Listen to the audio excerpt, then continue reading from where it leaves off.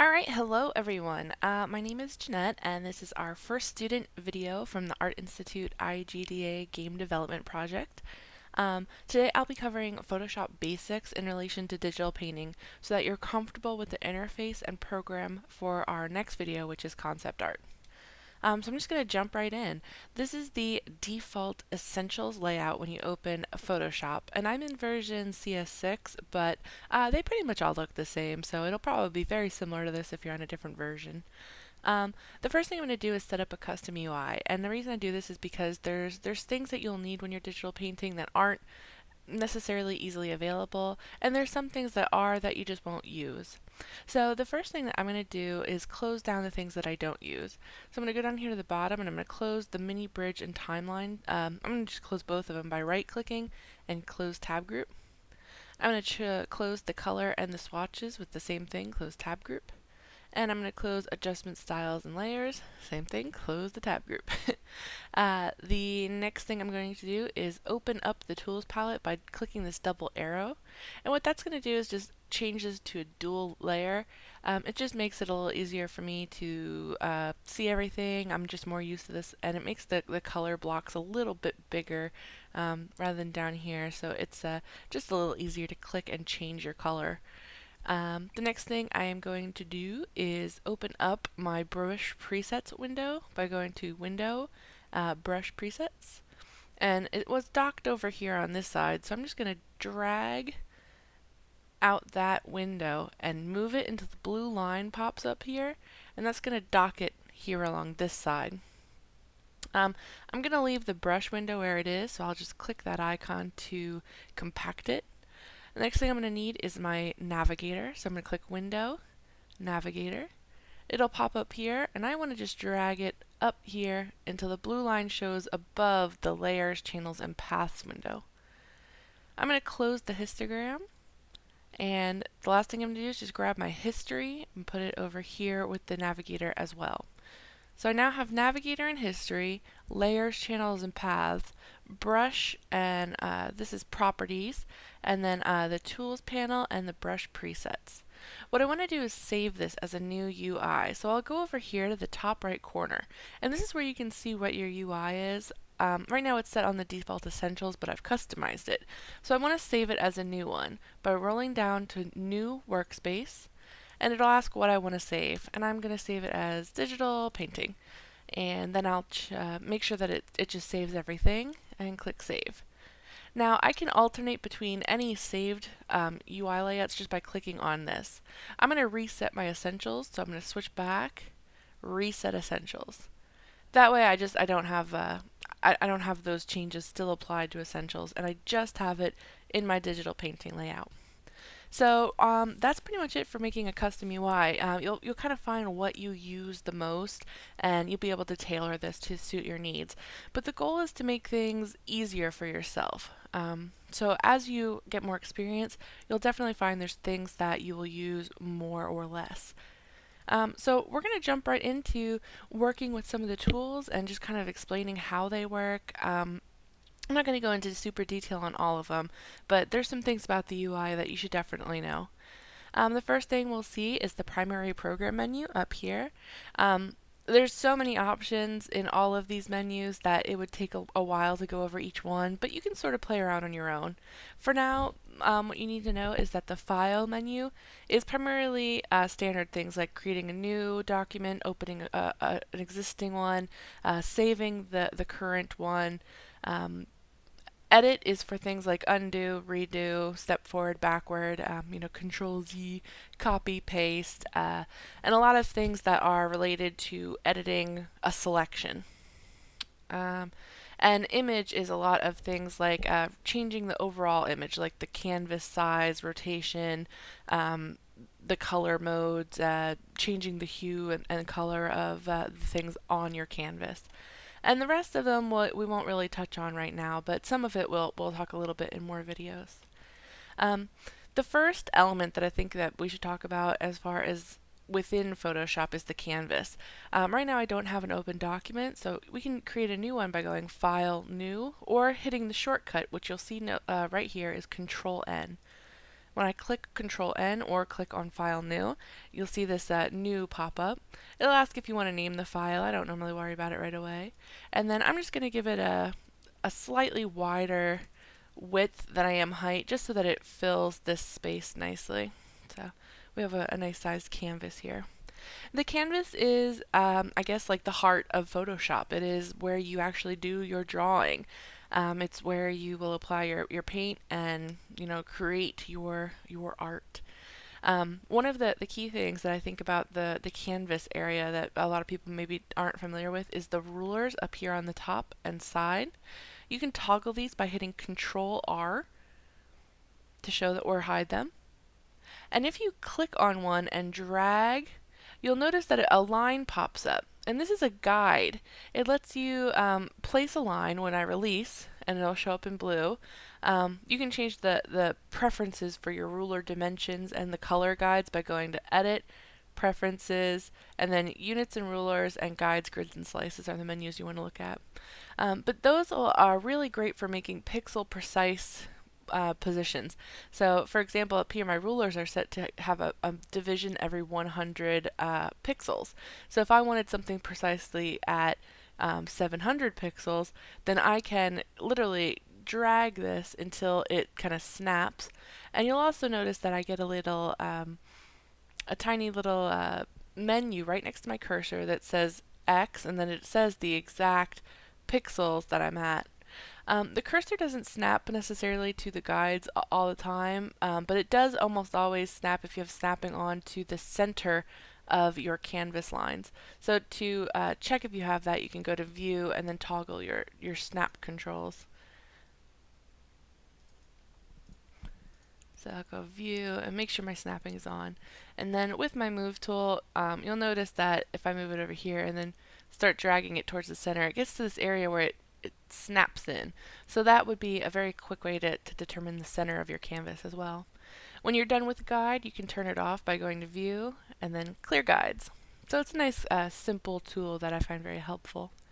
The next area is the tool palette over here, and this is what holds the actual tools of creation.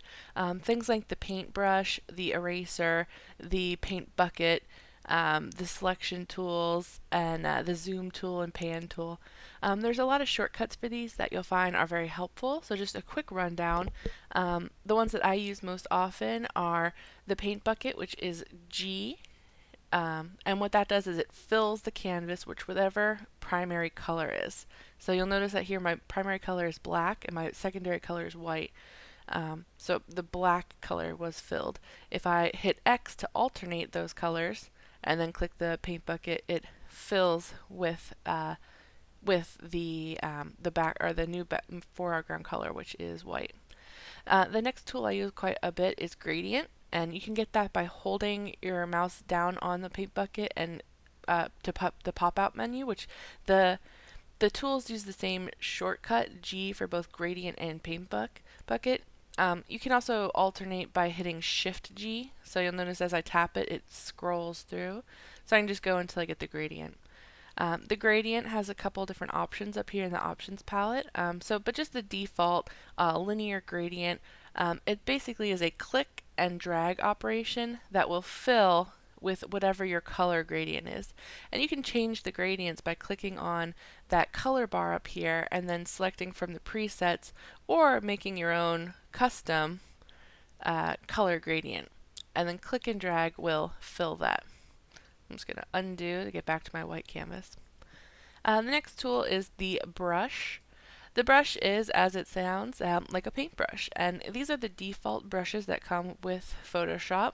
And this is why I like to have my brush preset manager open, or my brush presets open, so that I can very quickly change between my brushes with just a single click. And the brush is pressure sensitive if you have a tablet, which I highly recommend if you're very serious in digital art. So an example of that working would be, here is a stroke with the mouse. I'll just hold Shift to make it straight. And you can notice that it's always one tone of black, whereas this is a stroke with my pen. And you notice that it's smaller up here, wider here, and smaller here. And that's because I was pressing lightly and then pressing hard. So the harder I pressed, the bigger it got. There's a lot of controls for how your brushes behave. There's different brushes. That was a regular soft round, and this is a regular soft round with pressure and size, and this is pressure and opacity. So I mean, it's a little difficult to see, but there are definitely many different ways that your brushes can interact. And you can change a lot of these options by clicking the brush menu over here, which I have docked. And then, for example, you could change the spacing. And now as I draw, it'll draw dots. If you keep the spacing together, you can draw a line. You can also change things like scattering to make it scatter away from the center of your brush stroke. There's just so many options in there. It's really fun to play around with and come up with new brushes. And then once you have one, you can also save it as a new brush preset. So if you have a brush that you really like and you're going to use it often, you can definitely save and customize your own. Some other tools that I use are the eraser. So I'm going to just go ahead and make a little mark, and then clicking the eraser or the shortcut E, or if you have a tablet and you have your brush tool, you can actually just flip your pen around to get your eraser tool, depending on the model. And the eraser tool just erases out, and if you're on a locked layer, it will erase to whatever your background color is. If you're on an unlocked layer, it will erase to transparency, and we'll go into more of that later. Another tool that I use quite frequently is the eyedropper tool. So just to give an example of how that works, I'm just going to draw a black circle here. The eyedropper tool, the shortcut I use is Alt, and I use that in conjunction with the brush. So I'm on the brush tool, but I hit Alt and I hold it down, and you'll see that that icon has changed to a little eyedropper. What that does is it samples whatever color you click on. So right now, if you look over here, you can see my primary color is black. If I click on the white background, my primary color has changed to white. Now if I hold Alt and I click black, it changes back to black. This is really great for very quickly selecting a new color, and it's one of the key ideas behind digital painting when you get into blending and creating like very soft tones. What you want to do is basically create a gradient that samples these different colors and blends together. So for example, I'll sample the black, and then I will, with a softer brush, just draw, turn my opacity down, and then I would just draw out some of the gray. And then I would sample that gray and draw it into the black. And now you can see it's getting kind of like a gradient effect, and it's turning into a bit more paint look. So I'm going to undo that. A lot of the other tools I use are mostly for movement. The zoom tool, which is Z, I do sometimes use that directly. A lot of the times I have it shortcut to my pen, so I will just use my pen to zoom in and out with the scrubby zoom. I also do zoom on the navigator over here. This little menu slider will zoom you in and out. If you're zoomed in, you'll notice that this red square pops up, and that's basically just telling you where you are on the canvas. So if I just zoom to fill, and I draw a black dot up here, no, a gray dot, and I zoom in, I can't see it anymore because it's outside of my field of view. You can pan by holding down the space bar, and then I can move that up. Or you can click on the navigator and drag to change your view. So those are both really good options for navigating. Some other tools is R for rotating your canvas. If there's something that you need to get and maybe it's upside down, you're having a difficult time drawing it upside down, you can flip your canvas, draw it right side up, and then go back. To reset your rotation, you can hit Escape. And then the other tools that I use a bit are the lasso tool and the move tool. And the selection tools. But we'll get into a little bit more about how to use that in some of the other videos because they're kind of specific to what you're doing. But just as an example, let me turn my opacity back up. Here's a black dot. With the lasso tool, I can make a selection in any shape, With the rectangular tool, I can make a selection in a rectangle or by holding down Shift in a square. In the elliptical tool, I can make one in an ellipse or by holding down Shift in a circle. And the move tool basically lets you move whatever your selection is. Now right now I'm on a locked layer, so if I try to move, it'll say you can't move it because it's a locked layer. So if I double click this to unlock, I can now move my canvas around. You'll notice that this gray and white grid comes up, and that's saying that there's nothing there. This area is completely transparent. I'm going to undo that move. Now, with a selection, you can also just move a selection. So right now I have a marquee selection around this area, and if I get my move tool and click, you'll notice that I just dragged that area out, and this area is still transparent. Using the move tool is really important for making a lot of changes to your work without necessarily having to redraw everything. The last area that I want to talk about is layers. Layers are probably one of the coolest functions in Photoshop, and essentially it's like having an infinite stack of paper, but your paper is transparent. And you can draw on each one and set them to have different effects. So right now you'll notice that in my layers panel I only have one layer, and it's the background, and it's locked. I'm going to double click that again to unlock it, and now it is just a regular layer. Now, if I'm going to come down here and I'm going to create a new layer by clicking this white paper icon, it'll come up and it'll say create a new layer if you hover over it. And now you can see I have layer 0, which is empty, and layer 1, which has that transparent background. So I'm going to just draw a black dot again. And now what you can see is that these two things are separated. So if I use the move tool without a selection and I move the entire layer, I'm no longer moving that white canvas, I'm just moving the dot along the canvas. I'm going to undo.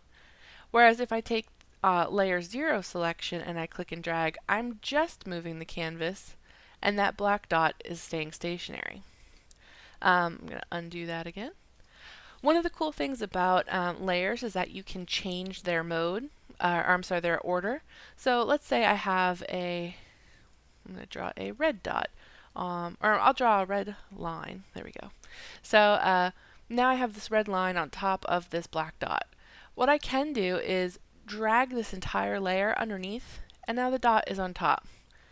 So it's really, really cool to be able to change that very quickly, and you can imagine that you get some really cool effects. Some things that you might also want to know about layers is that you can change the mode. Up here where it says normal, that's saying that the mode is on normal.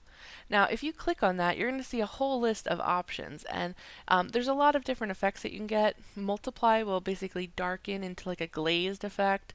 Color burn, linear burn, lighten will lighten the area. And it's a little difficult to go into all of these, but it's a really cool effect that you can get sometimes, so I recommend playing around with those and seeing what they do. I use layer effects, layer modes, and brush modes a lot for creating effects, so it's a really cool thing to play with. I'm going to set that back to normal. Another thing you can do is you can change the opacity, so I could drag the opacity of the layer down and make it kind of see-through. Turn it back up to 100. You can apply effects to a layer, and that's this little effects icon down here, so I'm going to click on it, and I'll apply a stroke. You'll notice that the edge is kind of jagged, and that's because this is a soft shape. But if you had a hard shape, it would be a pretty hard edged as well. Now, with that thing on, with the stroke effect, you can also see there's an option down here for fill. Now, fill also changes the opacity, but opacity affects everything. It affects the red and the effects on it. Whereas if I just change the fill, it only changes that center and the effect is left alone. So that's cool. Like maybe I just wanted that stripe. I could just change the fill down and I can leave that stripe effect. I'm going to change that back up to, I'm going to just change the fill back up to 100. And I'm going to take off the effect, the stroke, by clicking on it and dragging it down here to delete. I can also lock the transparency of a layer, the image pixels, the position, or everything. So locking the position, I can no longer move that layer. but I can still draw on it. If I click that off and I click lock transparency, I use this quite frequently. It's a really cool effect. So I'm just going to change my color so you can see that. Right now the transparency is locked, so everything that is opaque will remain at the exact transparency of opaqueness that it's at, and everything that's transparent will remain transparent. So just to show this, I'm going to draw a blue stripe this way across the canvas. And now you'll notice that the white areas are not affected while the red area is. And with transparency off, it'll just paint straight across the whole thing. So that's a really cool tool for if you're looking to create something with a very hard edge. You can create the shape, lock the transparency, and then do your painting. The last thing with layers that I want to get into is grouping and layer masks. So grouping, you can click this little folder, and then you could drag both of those into a group. And now I can toggle these layers by clicking the eyes. So I could just turn off the visibility of one layer at a time, or I can affect the group as a whole. I can also change the opacity of the group, and as usual, apply effects or change the layer mode. And it basically just will affect everything as a whole. It treats it like a kind of like a single image rather than individual layers.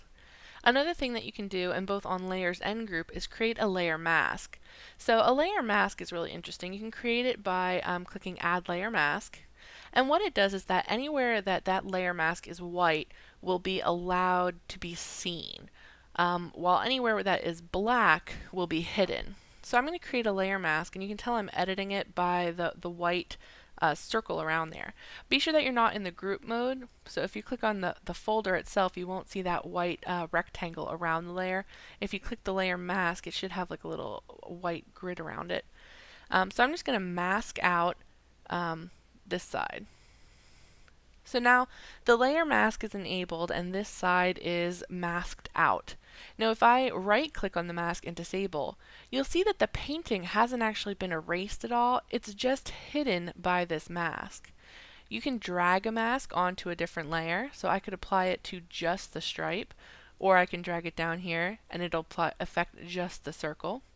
You can link it. By default, they're linked. So if I put it back on that stripe for easier viewing, if I move the layer, the mask moves with it. If I unlink that, I can move the layer without affecting the mask position. Or if I click on the mask, I can move the mask without affecting the layer position. So it's a little confusing to grasp, but there's so much you can do with that. In the end, it's really one of the strongest tools available in Photoshop, I think, is layer masking, layer modes, and layers in general. The last thing I really wanted to talk about just a little bit is custom brushes, and you can get to these by, as I talked about before with the brush tool, you can create your own by editing any of these base ones, or you can create your own shape. So for example, I'm just going to take a soft brush and we'll make a little shape here. I'm going to do it on a new layer, and I'm just going to create some kind of, I don't know, thing, whatever, just a thing. So after that, I'm going to take my rectangular marquee tool and I'm going to click and drag a marquee around it. And I'm going to go to Edit, Define Brush Preset. I can give it a name, my brush, and click OK. Going back to the brush tool, I'll now see that at the bottom I have my brush. I still have a selection, so I'm going to hit Control D to clear that selection because I don't want to do anything with it. And then I'm going to delete that layer and create a new one. And now with my custom brush, I can paint that shape over and over, or I can use it to actually paint. And I can go to my brush settings and I can change things. Like maybe I want the angle to be more randomized, so we'll say it follows direction, it has some jitter to it. Change things like the color dynamics, or I'm sorry, the transfer. Change opacity to be pen pressure. Change size to be pen pressure. And now I have a kind of like furred effect. So custom brushes are really cool to create effects and shapes that you might use again later. Anytime that you find like there's something that you're trying to do, like some kind of effect that you just can't get on your own quite right, It might be time to look into a custom brush. They are definite time savers. The only thing I would warn against is becoming too reliant on them. For the most part, you don't need that many custom brushes. These are the default ones that come with Photoshop, and there's a lot here, but I actually don't use most of them. I use some brushes that I've either created or found through resources on the internet. You know, some people offer theirs for free, or there's been some that I got from magazines and things like that. So, in order to change them, I'm just going to go to this little icon up here at the top of the preset manager, and I'm going to click replace brushes because I don't want to save these ones. I'm not going to save the current brushes, and I'm going to load Photoshop brushes JNet Basics. And this is just the custom brushes that I use the most, and it's a shorter list than the default one because I really don't use that many. I'm going to delete this layer, create a new one, and just as an example, this is like the default brush that I use for most of my painting. Its opacity is reliant on my pen pressure, as is its side. I use that for most of my digital painting stuff. I also have a hard round brush that is affected again by pen pressure, but the size remains consistent. A flat brush in case I need to do anything kind of side to side. A basic smooth brush, which actually is the same as this one, but also changes size. You'll notice it gets smaller where that one does not. The airbrush, because everyone needs a good airbrush. An absolute hard, which I use for writing sometimes. You know, sometimes I need that hard edge, or I'll just be writing notes to myself. I do that quite frequently. And a pencil type effect. So if I want something a bit more natural, organic looking, it just has like a slight graphite texture. And the block-in brush I use for filling my canvas. I got that from Control Paint, which is an excellent resource for anyone who's interested in digital painting. He pretty much covers everything that you could ever hope to know about digital painting, perspective, and just a couple others. And the ones down here are my effect brushes, which come from all over the place, but they come in all kinds of different things, and I use those for creating different effects. Just depends on what it is I am trying to do, but there's a couple different ones. But I would say in general I use these top 4 or 5 maybe for maybe 95% of my painting, and then the effects and everything are maybe just like that extra 5%. You know, every here and there I use them. So that's it for the Photoshop interface overview, just getting familiar with the tools. And I'm going to start the next video and we'll go over concept art, creating ideas, checking references, and how to use these tools to create a cool piece of art in Photoshop. So I hope you enjoy, and if you have any questions, please feel free to let me know, and I'll see you next video.